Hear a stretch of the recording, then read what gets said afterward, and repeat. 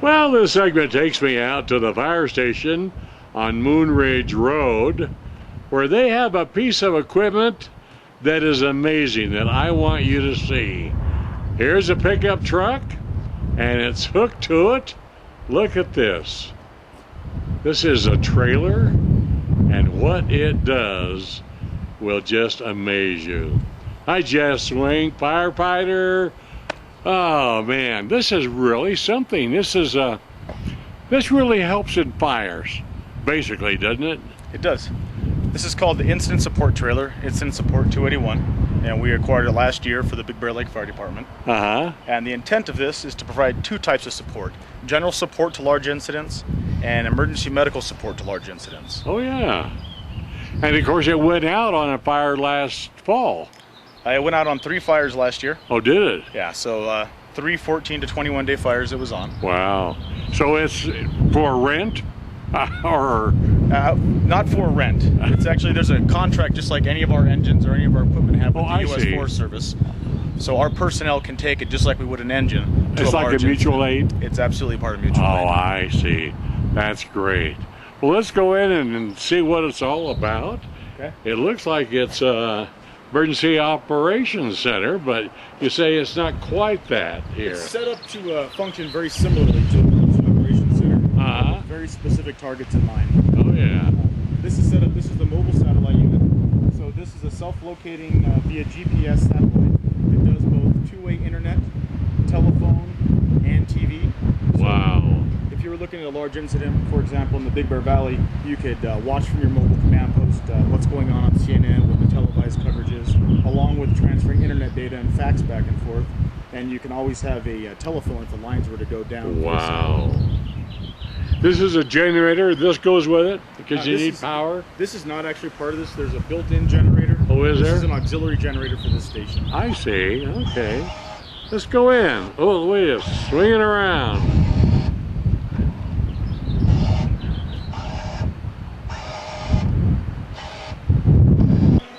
Okay, here we are inside, and wow. Explain everything. Now this...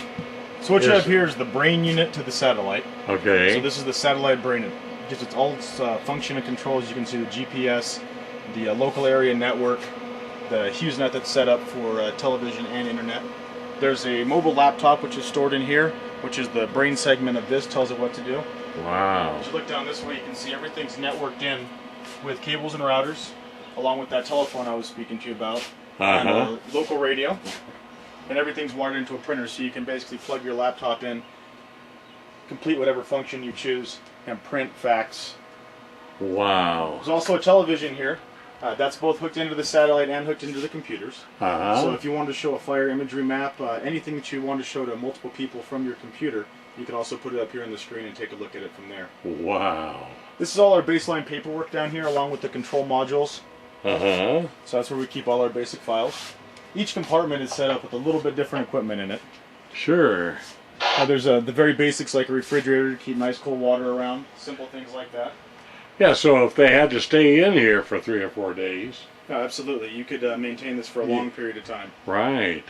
It's got a refrigerator here and bathroom there, sink there. Now what's this? This is one of our cardiac monitors. This is set up for advanced life support, delivering paramedic care. And as you look down here, you can just see some basic medical supplies that are kept. Oh, right. And underneath the benches, you'll see boxes that are all labeled. Yeah. Each one of these boxes is labeled for a different portion of the incident command system. The supply unit, the situation unit, the finance unit, operations, all the way down. So that each segment of the incident command system can come in, grab their box out that has all their basic startup supplies. Oh, sure. And begin their function. Since this is an emergency medical trailer also, it's also set up with advanced cardiac life support equipment. And then inside the cabinets, which I unlocked for you, you see there's a baseline of over-the-counter medications. Oh, wow. So when you're at a large fire with several thousand people, you get a lot of the same problems you get at home, only you don't have access to a drugstore like you do at home. Sure. So we have everything from bug off to sunscreen, your basic over-the-counter medications, disinfectants for poison oak, poison ivy. Wow. Along with your over-the-counter aspirins, Motrin, Tums, everything you could possibly imagine that you could need as far as your cold and ailments or illnesses while you're on a fire. Right.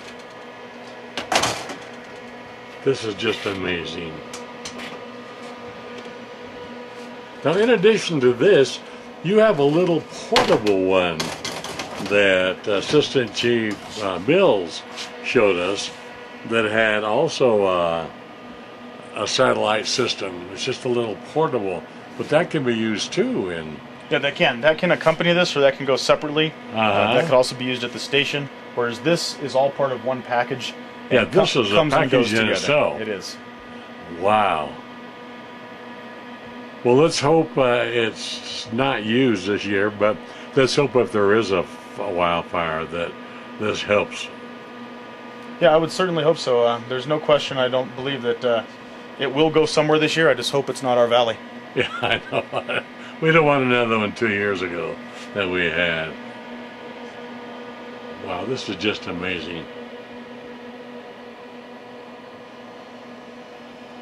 And this is called the IS-281, which stands for Incident Support Unit 281. 281. And of course, Big Bear Fire Department is 281. I want to see the big unit that you really helped design over there. A lot of people don't know. They see it going by, think it's just a rescue unit. Well, it is a rescue unit, but it's quite a rescue unit. It's almost one of a kind. I would say so. Yeah, let's go over there. One great piece of equipment, and you got to see this one. This has been with the Big Bear Lake Fire Department for a while, but this is probably a unit that can rescue just about anything. You've seen it roll to accidents, seen it roll to the ski resorts, and I've shown a couple of times over the side in Arctic Circle. It can also do that. It's a really all-in-one rescue unit. And Jeff, you had a lot to do with this one. I mean, you really helped the manufacturer design it and compartments and what you needed. And this was designed specifically for the Big Bear Lake Fire Department. Right. So it was a custom unit based on the pretty unique needs of our mountain. It's really, really something. Can do just about anything. Got jaws of life. Absolutely. You can see this is the power unit for the extrication tools, also known as the jaws of life. So power unit cribbing. We have airbags in here for lifting heavy objects, sets of chains. Yeah, sometimes on an accident, auto accident, you can't really get to the people in the car in such a position. So you can use these airbags to lift the car up far enough so they can be extricated from the vehicle. Yeah, that's one example of how they're used. Another example is on structure collapses. We had a few houses that collapsed this year due to the high snow loads. Oh, yeah. And it's used for lifting any heavy object. It could be a vehicle that's on top of somebody. It could be a piece of concrete. It could be just about anything up to 10 tons. Wow. That's a generator. Yeah, this is actually the power unit. It's a hydraulic power unit that actually runs through these reels, which go to our extrication tools. We have our spreaders, what we call a ram, which is a pushing unit. You have a cutter. Oh, yeah. And then you have a long ram. So depending on the unique accident and how the accident occurred, when we're extricating somebody, we basically have to take the vehicle apart in the same fashion in which it was damaged. So all of these tools can be used to go ahead and accomplish that. Wow. So you get back here, you have a couple complements of ladders. These are ladders that go anywhere from 8 to 14 feet. You have 2 Stokes baskets up there for over the side like you were speaking of. Right. High lift jacks. Oh, yeah. These are rescue struts. We use air to power these. They can lift and stabilize. Wow. You'll see these are short ones. We have medium ones to the rear here, and then long ones on the back side. Wow. So you pretty much have any tool for any job. Down here you have a series of small saws for getting into fine spaces. Yeah, some cribbing blocks. This whole compartment you see underneath here is full of cribbing blocks. Oh, really?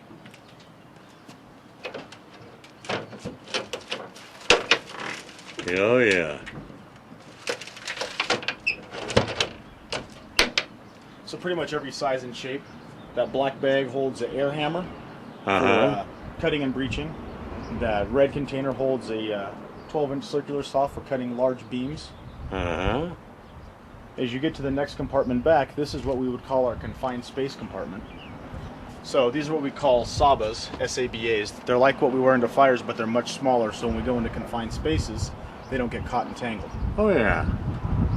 Sked is a sliding tool that we use to get people out of those, very much like a backboard, but Oh, it's yeah. long and slippery. You have a thermal imaging camera located here. You have Oh, really? some fiber optic cameras located back there, so you can look into tight spaces and clearly see what's behind them. Uh-huh. And then there's a communication kit which ties into this line right here, which also ties into air. So you have air communications all in one line, so you can speak to the people who are up top. For example, when we were down in the sewer system this year looking for a couple kids that were lost down there, that's Right. how we could keep in touch easily. Oh, sure. That was down on the boulevard. Yes, it was. Right. Middle school kids. I do recall, yes. Yep, and they were all found. They were.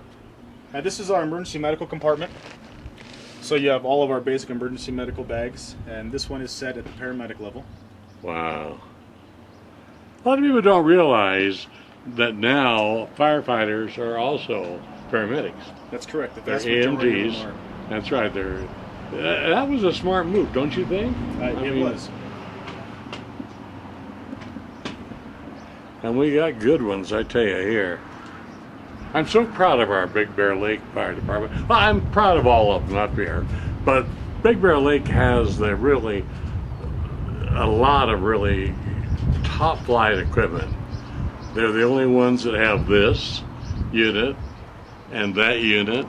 They're the only ones that have the ladder unit that goes, what, 75 feet? Yeah, 75 foot. About 75 feet.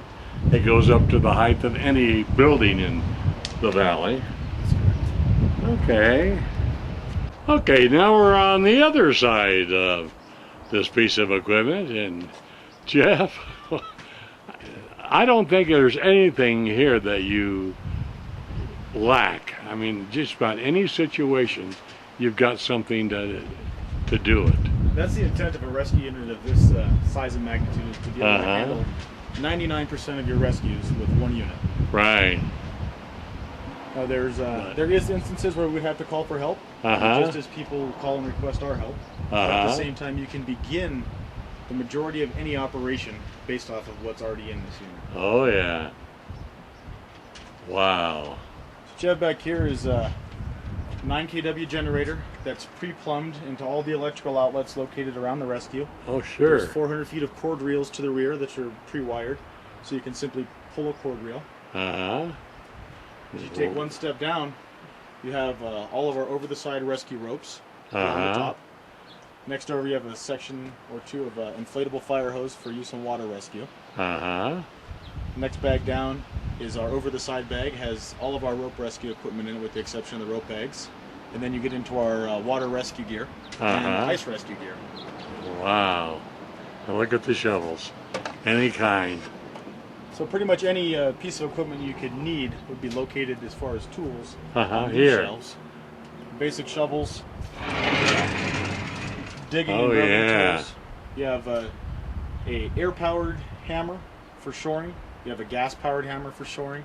That is a rebar cutter or a heavy metal cutter. Oh, sure. And then just a complete selection of axes, pry bars, haligans, Oh, yeah. and sledgehammers on the other side. Along with a series of pickets for creating anchor points, Right. and bolt cutters on the opposite. Wow. Up top there, you'll see the other end of our Stokes baskets, Right. and then what's called a Carlson Rescue Board, which is a water and ice use board. Oh, sure. Wow. Boy, look at that. As you move on to this, you have a series of 3 saws in here.